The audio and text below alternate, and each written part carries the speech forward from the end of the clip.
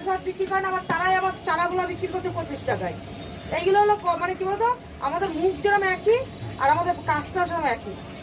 আমরা 60 টাকা মাছ ভাত বিক্রি করি, ওই বাবাতে বলে 40 টাকা সবজি ভাত, মেয়েতে বলে 35 টাকা। ঠিক আছে, ঠিক আছে, এই হলো কোয়ালিটি।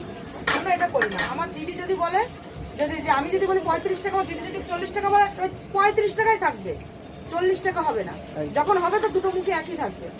ওই আমি এক কথা বলবো, দিদি এক কথা বলবে, ওরকম সিস্টেম নেই আমাদের এখানে।